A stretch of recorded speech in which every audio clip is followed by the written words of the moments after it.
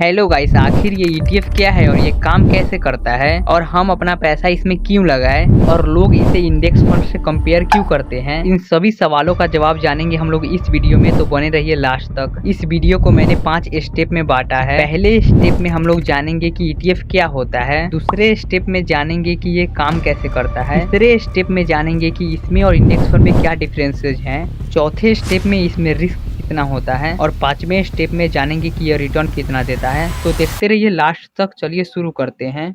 सबसे पहला सवाल, आखिर ये ETF क्या होता है। ETF का फुल फॉर्म होता है एक्सचेंज ट्रेडेड फंड, जिसको कि आप डायरेक्ट स्टॉक एक्सचेंज से ही खरीद सकते हो। जैसा कि आप किसी कंपनी का शेयर खरीदने के लिए या तो उस कंपनी से खरीदते हो या फिर ब्रोकर से, वैसे ही आपको ETF खरीदने के लिए स्टॉक एक्सचेंज से ही खरीदना पड़ता है। और ETF इंडेक्स का हो सकता है, बॉन्ड का हो सकता है, स्टॉक का हो सकता है, कमोडिटी का भी हो सकता है। जब आप किसी कंपनी का ETF खरीदते हो तो मान लो आप इनडायरेक्टली उस कंपनी का शेयर ही खरीद रहे हो, क्योंकि वे जितना कंपनी रिटर्न देती है आपके ETF पर भी उतना ही रिटर्न मिलता है। और अगर आपने इंडेक्स का ETF खरीदा है तो आपको भी उतना ही रिटर्न मिलेगा जितना आपका इंडेक्स देगा। जैसे आप ट्रेडिंग में किसी स्टॉक के यूनिट्स को बाई कर सकते हो, वैसे ही ETF को भी आप बाई या सेल कर सकते हो। ये तो हो गया इसका बेसिक कॉन्सेप्ट। अब बात कर लेते हैं स्टेप नंबर 2 के बारे में। ये काम कैसे करता है। ETF एक इन्वेस्टमेंट फंड होता है जिसको कि आप पब्लिकली ट्रेड भी कर सकते हो। जब आप ETF में पैसे इन्वेस्ट करते हो तो जो आप लोग पैसे इन्वेस्ट करते हो ETF में, वे फंड के पास चला जाता है और उस पैसे से fund manager stock, bond, ETC को ट्रैक करते हैं। जैसा कि आप लोगों को पता होगा ETF सप्लाई एंड डिमांड के ऊपर चलता है। और बहुत सारे लोग पूछेंगे कि ETF में NAV क्या होता है, नेट एसेट वैल्यू। NAV बताता है कि मार्केट में ETF का पूरे शेयर का कितना वैल्यू है और ये हर दिन उसके परफॉर्मेंस वैल्यूएशन से कैलकुलेट होता है। अब बढ़ते हैं स्टेप नंबर 3 की तरफ। इसमें और इंडेक्स फंड में क्या डिफरेंसेस होता है। इंडेक्स फंड में आप इंडिया की टॉप कंपनियों में इन्वेस्ट करते हो। आप ETF में स्टॉक का ETF खरीद सकते हो या फिर इंडेक्स का भी।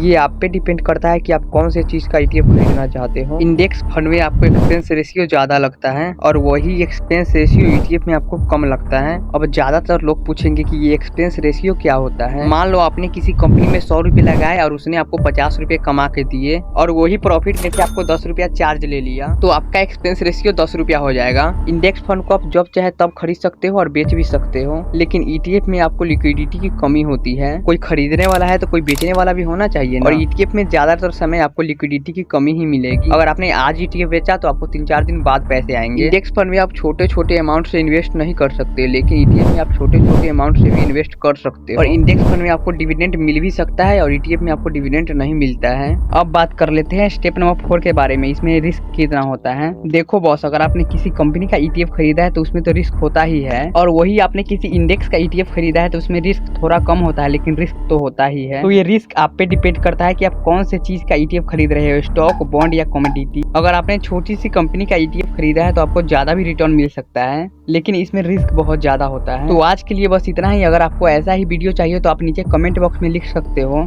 Thanks for watching.